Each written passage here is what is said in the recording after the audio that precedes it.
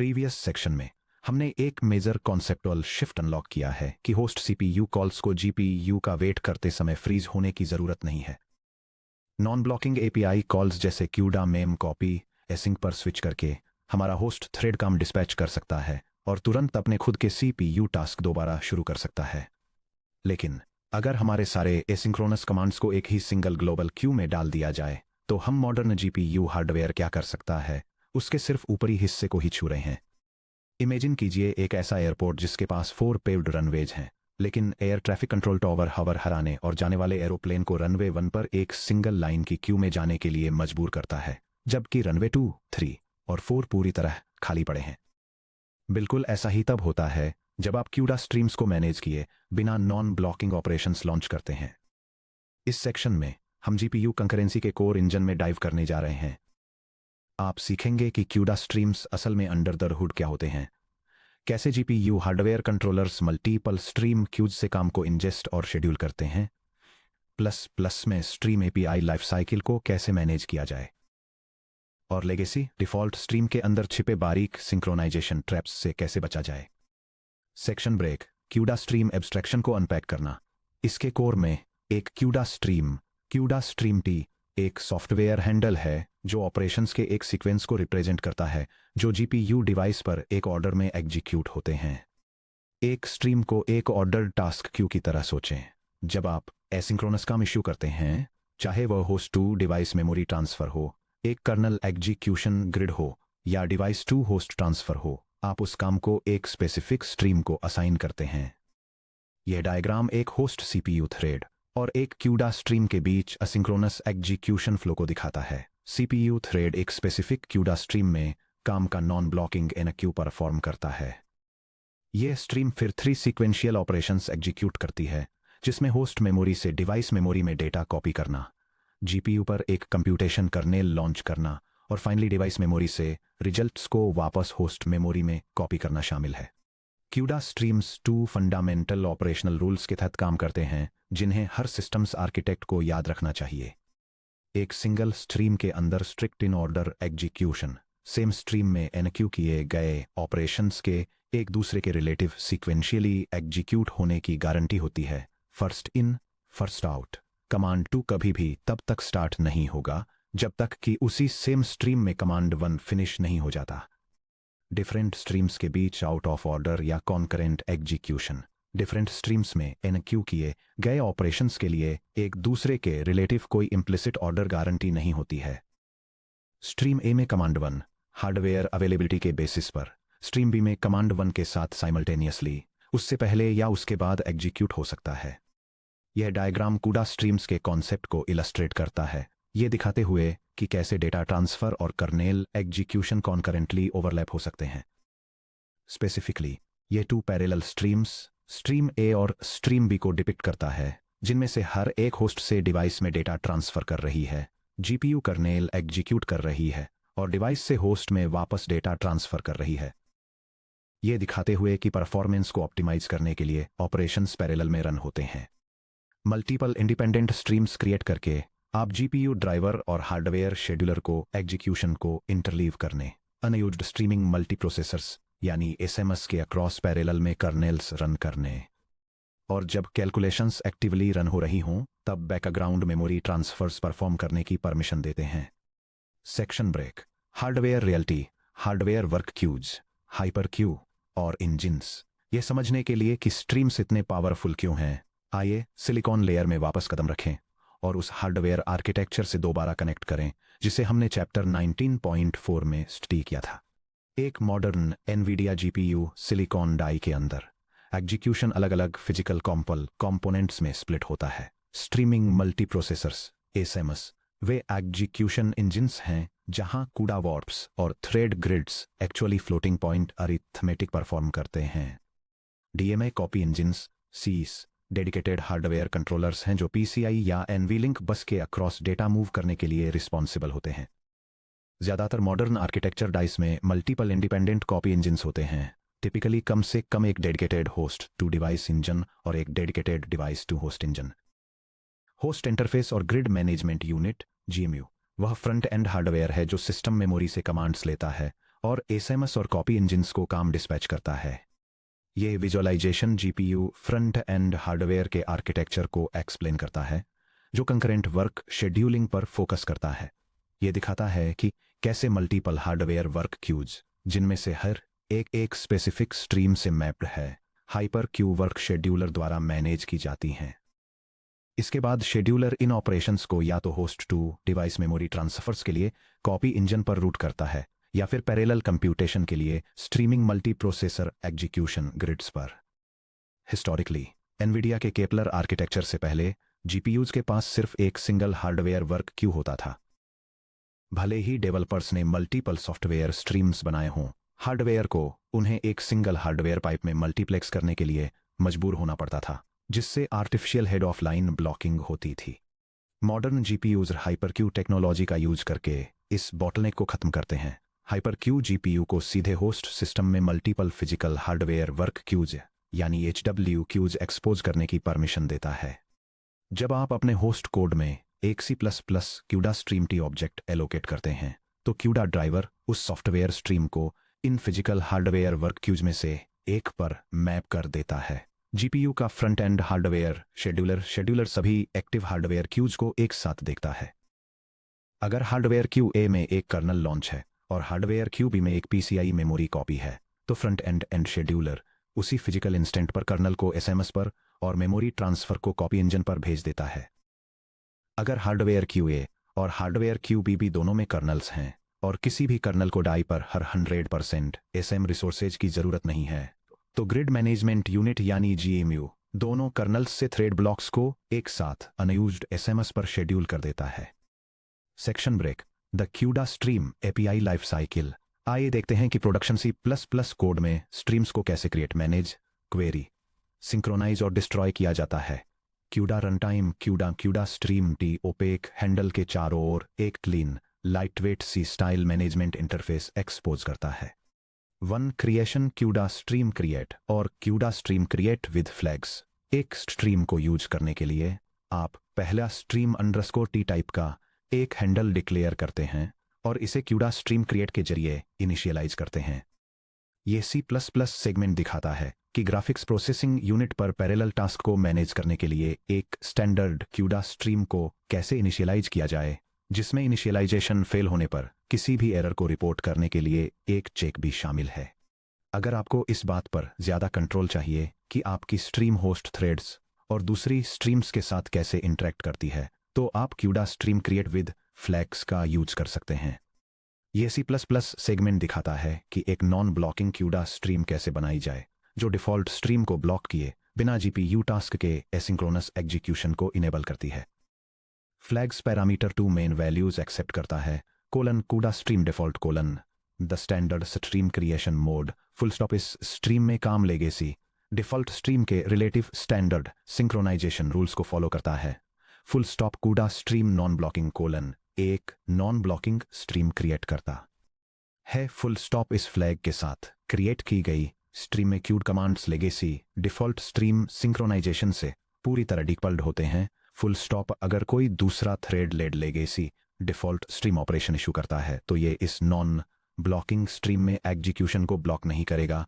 Full stop production multi threaded applications में CUDA stream non blocking almost हमेशा preferred choice होता है। Exclamation mark ###2 point usage dispatching work to a specific stream new line एक बार create होने के बाद कॉमा आप अपने back tick CUDA stream _t back टिक हैंडल को एसिंक्रोनस क्यूडा API कॉल्स में एक आर्गुमेंट की तरह पास करते हैं। फुल स्टॉप चैप्टर 21.2 में triple angle bracket kernel launch syntax triple angle brackets grid block shared mem stream के बारे में हमारे डिस्कशन को रिकॉल करें। Full stop fourth execution parameter specify करता है कि किस स्ट्रीम को कर्नल डिस्पैच रिसीव होता है यह क्यूडा प्रोग्रामिंग एग्जाम्पल डेमोन्स्ट्रेट करता है कि एक सिंगल एग्जीक्यूशन स्ट्रीम के अंदर सीक्वेंशियली एसिंक्रोनस ऑपरेशंस कैसे परफॉर्म किए जाते हैं। यह होस्ट CPU मेमोरी से डिवाइस GPU मेमोरी में डेटा कॉपी करने से शुरू होता है, फिर उस डेटा को प्रोसेस करने के लिए GPU पर एक पैरेलल कंप्यूटेशन करने लॉन्च करता है और आखिर में प्रोसेस्ड रिजल्ट्स को डिवाइस मेमोरी से वापस होस्ट मेमोरी में कॉपी करता है वह भी मेन सीपीयू थ्रेड को ब्लॉक किए बिना। सभी 3 ऑपरेशंस नैनोसेकंड्स में स्ट्रीम 1 की क्यू में पुश कर दिए जाते हैं।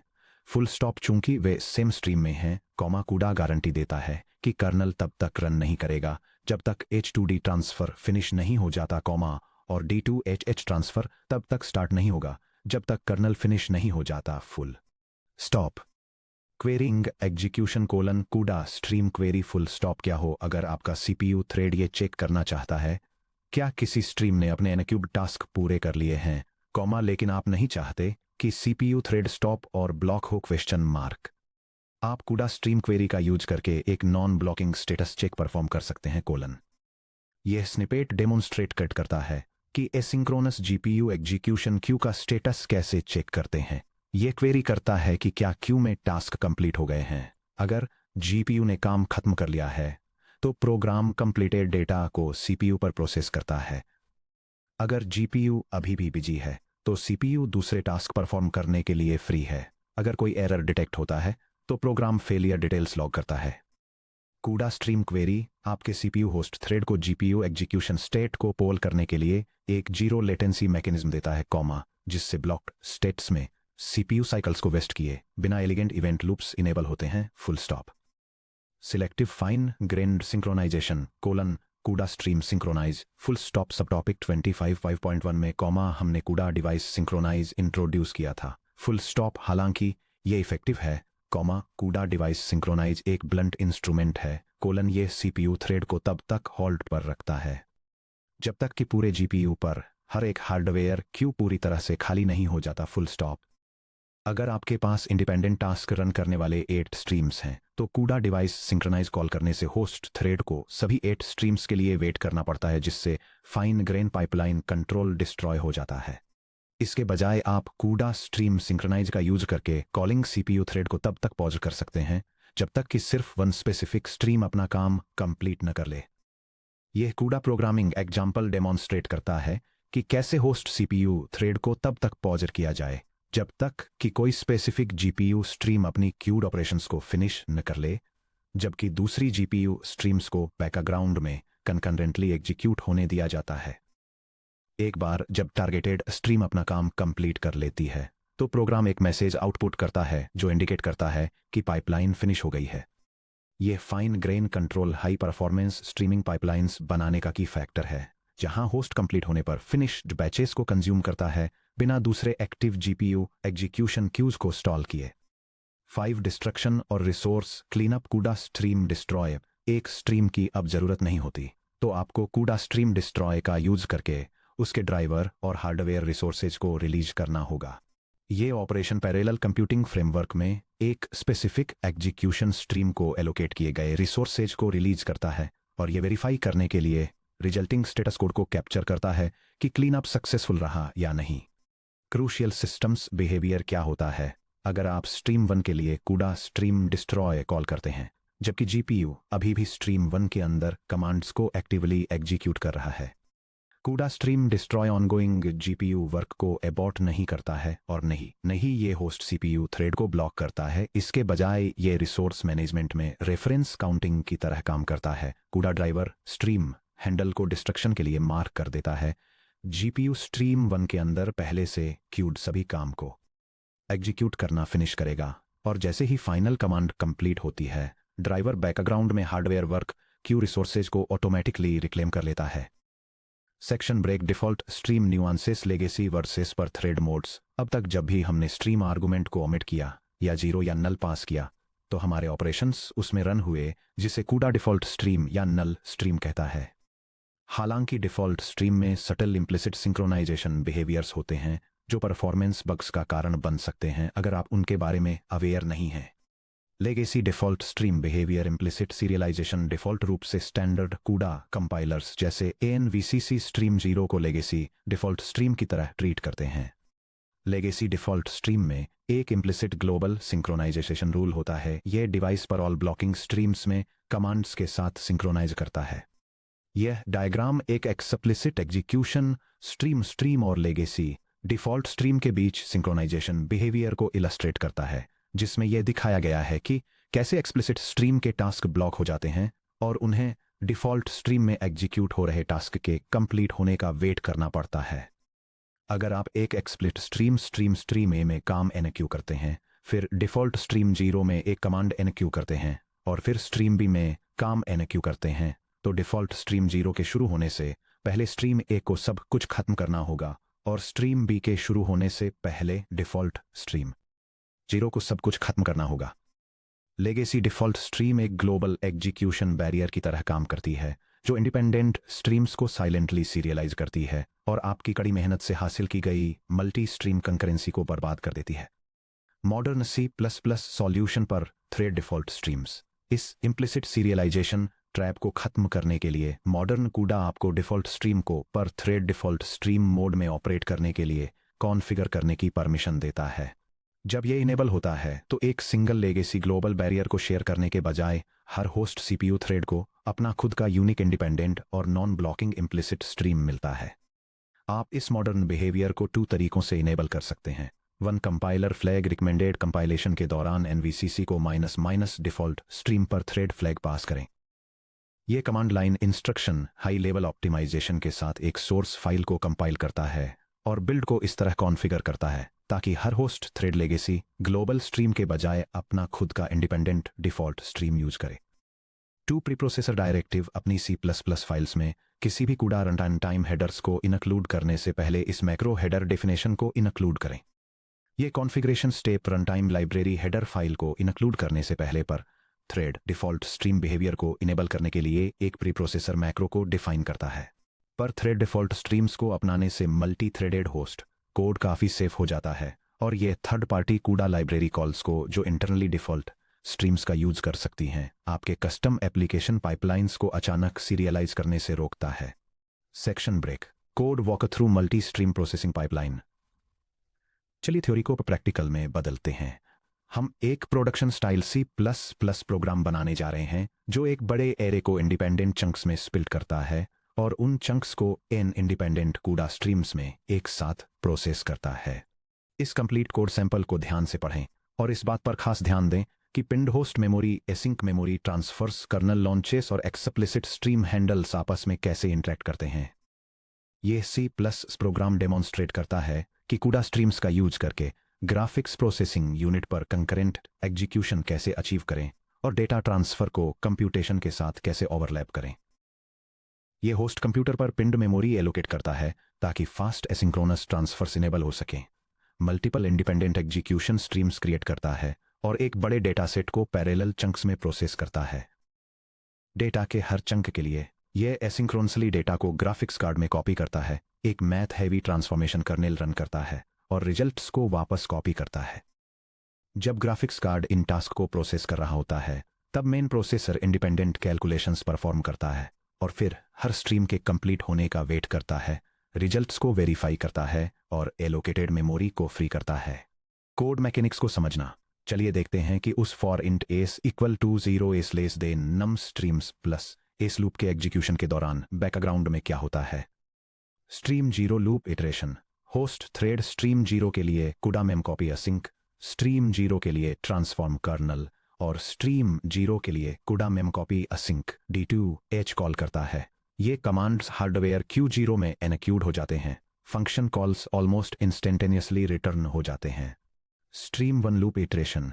स्ट्रीम 0 के GPU सिलिकॉन पर एग्जीक्यूट होने का वेट किए बिना होस्ट CPU थ्रेड इमीडिएटली इस इक्वल टू 1 पर मूव कर जाता है। ये चंक 1 की H2D कॉपी, कर्नल लॉन्च और D2AH कॉपी को हार्डवेयर Q1 स्ट्रीम 1 में एनक्यू करता है। Hardware dispatch. जब होस्ट थ्रेड स्ट्रीम 2 और स्ट्रीम 3 के लिए वर्क इश्यू कर रहा होता है तब GPU का hyper Q work scheduler hardware Q0 और हार्डवेयर Q1 को साइमल्टेनियसली देखता है। अगर GPU में मल्टीपल DMA कॉपी इंजिन्स हैं तो ये चंक 1 को प्रिपेयर करने के साथ साथ चंक 0 को host to device copy engine 0 पर ट्रांसफर करना शुरू कर देता है। जैसे ही Q0 का ट्रांसफर फिनिश होता है कर्नल 0 SM ग्रुप 0 पर लॉन्च हो जाता है। कंकरेंटली अगर कॉपी इंजन 0 आइडल है तो यह स्ट्रीम 1 के लिए चंक 1 को ट्रांसफर करना शुरू कर देता है। Host synchronisation. Host CPU thread microseconds में अपना लूप फिनिश करता है, अपनी खुद की STD साइन कैलकुलेशंस परफॉर्म करता है और फिर हर स्ट्रीम को CUDA stream synchronise streams s के साथ क्लीनली सिंक्रोनाइज करता है। Section break. Architectural connections across chapters. Streams आपके जीपीयू आर्किटेक्चर के ब्रॉडर मेंटल मॉडल में कैसे फिट होती हैं, इसे रीइंफोर्स करने के लिए चलिए इन सॉफ्टवेयर कॉन्सेप्ट्स को वापस पहले के चैप्टर्स से मैप करते हैं। Connection to chapter 19.4 hardware topology. Streams उस लो लेवल हार्डवेयर स्ट्रक्चर के लिए हाई लेवल सॉफ्टवेयर एब्स्ट्रैक्शन है जो हमने चैप्टर 19 में स्टडी किया था। Physical DMA copy engine H2D2H और ग्रिड मैनेजमेंट यूनिट GMU वो हार्डवेयर इंजन हैं जो स्ट्रीम कमांड बफर्स को प्रोसेस करते हैं। Connection to chapter 21.2 kernel launch syntax. Standard launch syntax में fourth argument grid block shared mem stream execution को एक specific CUDA stream T handle से बाइंड करता है। इसे ओमिट करने से यह डिफॉल्ट रूप से स्ट्रीम 0 पर सेट हो जाता है। Connection to chapter 25.1 non blocking calls और pinned memory. Streams non blocking calls CUDA mem copy async और page locked host memory CUDA malloc host के बिना बेकार हैं। अगर आप पेजेबल होस्ट मेमोरी का यूज करते हैं तो CUDA secretly synchronous staging copies पर वापस चला जाता है, जिससे आपका मल्टी स्ट्रीम एग्जीक्यूशन वापस एक सीरियलाइज्ड लाइन में बदल जाता है, चाहे आपने कितने भी स्ट्रीम्स क्यों न क्रिएट किए हों। Section break. Looking ahead 100% hardware utilisation achieve करना। अब आपके पास सिंगल क्यू एग्जीक्यूशन बॉटलनेक्स से फ्री होने के लिए software handles CUDA stream t मौजूद हैं। आप समझते हैं कि हार्डवेयर वर्क क्यूज कमांड्स को कैसे इंगेस्ट करते हैं, स्ट्रीम्स एक दूसरे के रिलेटिव आउट ऑफ ऑर्डर चलते हुए भी इंटरनली ऑर्डर को कैसे गारंटी देती हैं, और लेगेसी डिफॉल्ट स्ट्रीम ट्रैप्स में फंसे बिना स्ट्रीम लाइफ साइकिल्स को कैसे मैनेज करना है। हालांकि सिर्फ मल्टीपल स्ट्रीम्स क्रिएट करने से ही ऑप्टिमल परफॉर्मेंस की गारंटी नहीं मिलती। अगर आप अलग अलग स्ट्रीम्स में अपने एसिंक्रोनस मेमोरी ट्रांसफर्स और कर्नल डिस्पैचेस को गलत ऑर्डर में इश्यू करते हैं तो आप अनजाने में हिडन हार्डवेयर डिपेंडेंसीज क्रिएट कर सकते हैं जो एग्जीक्यूशन को रोक सकती हैं। मैक्सिमम कंकरेंसी अचीव करने के लिए हम अपने स्ट्रीम डिस्पैच लूप्स को कैसे स्ट्रक्चर करें। हम host to device transfers, compute kernels और डिवाइस टू होस्ट ट्रांसफर्स को कैसे ओवरलैप करें ताकि PCI, EBUS और ASM एग्जीक्यूशन इंजन एक साथ 100% सैचुरेशन पर चल सकें। इससे हम सीधे अपने अगले सब टॉपिक 25.3 ओवरलैपिंग कंप्यूटेशन और memory copies host to device to host kernel execution पर आते हैं। आने वाले सेक्शन में हम हार्डवेयर टाइमलाइन ट्रेसेज को एनालाइज करेंगे, classic depth first versus breadth first stream issue patterns को मास्टर करेंगे और डबल बफरिंग पाइपलाइंस बनाएंगे जो मेमोरी ट्रांसफर लेटेंसीज को पूरी तरह से हाइड कर देती हैं।